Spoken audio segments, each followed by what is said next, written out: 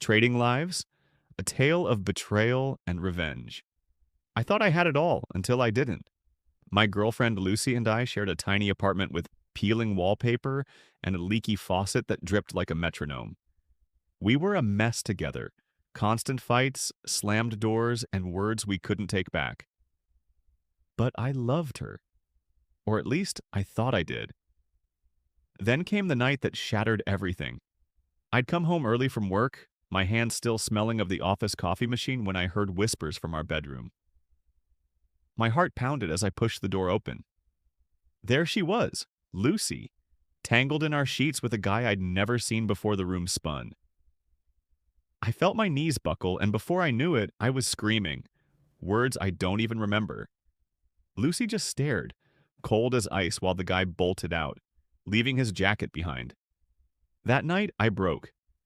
I sat on the floor of our living room, staring at the cracks in the ceiling, my mind racing.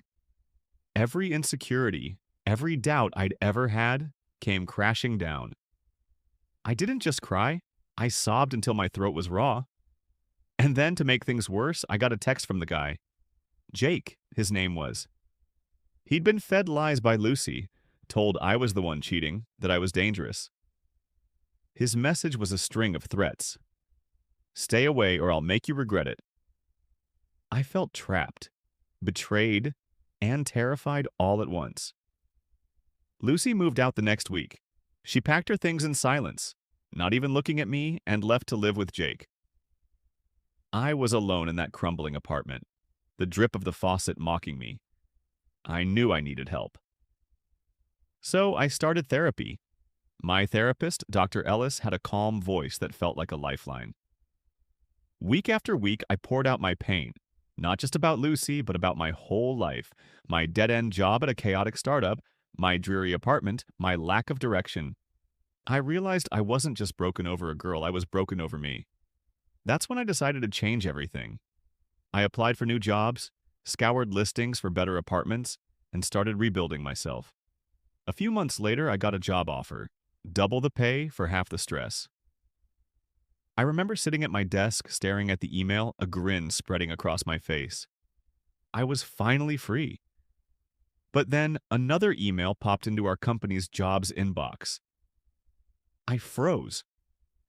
The name on the application was Jake Harris, the same Jake who'd threatened me, who was now living with Lucy. An idea sparked in my mind, sharp and a little twisted. I was already planning to quit, my 2 weeks' notice was ready. So I forwarded Jake's application to my boss. He's great, I wrote.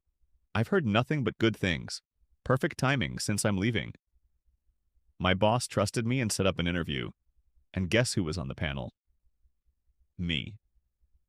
The day of the interview, Jake walked in, his eyes widening when he saw me. He looked nervous, fidgeting with his tie. When we were alone in the room, he cleared his throat. Dude, I'm so sorry for everything I said, he muttered. Thanks for helping me out. I smiled, keeping my voice light. No sweat, man. Lucy always spoke highly of you. And she's got good taste. She picked both of us, right? We laughed, but mine was hollow. Jake did okay in the interview and got the job. That job was a nightmare, the worst I'd ever had. Endless hours, toxic bosses, and a coffee machine that never worked. I was thrilled to be leaving. A month later, as I moved out of my apartment, my landlord asked if I knew anyone looking for a place. I gave her Jake's number. That apartment looked charming at first. Exposed brick, big windows, but it was a money pit. The heat barely worked, the pipes groaned, and the neighbors fought all night.